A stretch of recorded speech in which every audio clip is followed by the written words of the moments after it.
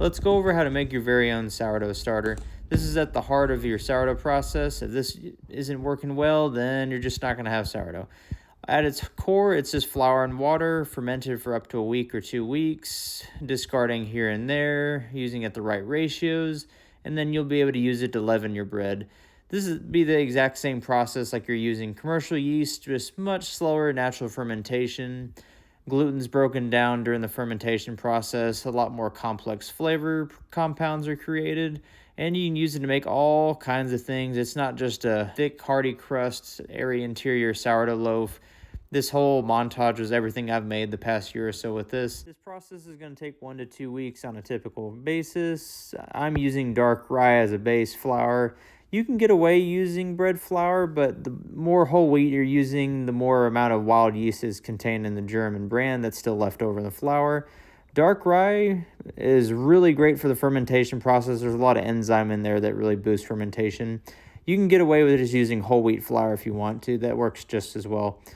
So you can go by these measurements I'm putting on the screen, going for roughly equal parts water and flour. But during this video process, I just wanted to see if I can just completely eyeball it and just shoot for like a pancake batter consistency and see if I can make a starter. If you don't have a scale, you can actually get this starter process going without a scale. I just completely eyeballed this for 6 days and it worked out just fine. Just kind of shoot for a pancake batter consistency. Every flour is going to be a little bit different. So day one, you're just going to mix it all together, cover it up loosely, and leave it around for a day. Nothing's really going to happen yet.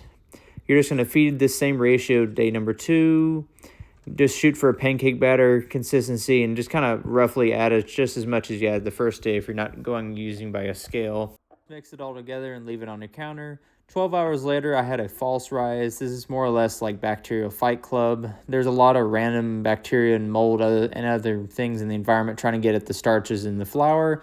But eventually the yeast and lactobacillus outcompete. The pH starts to actually get pretty acidic, and that keeps mold and other bacteria from growing. They work synergistically together. So this is day number 3. Not much going on. We discarded half after day 2.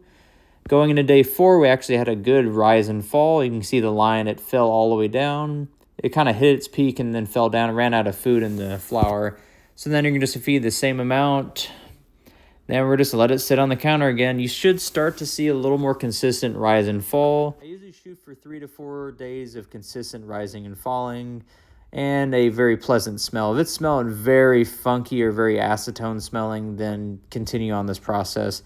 I just keep it out at room temp this whole way, keep a loose fitting lid so during the process you don't have a glass container that turns into a pipe bomb, because there's a lot of CO2 being produced during this process and it will blow the top off and shatter your thing, and then you gotta start all the way over. I went ahead and made a croissant loaf with this starter. This is 6 days in.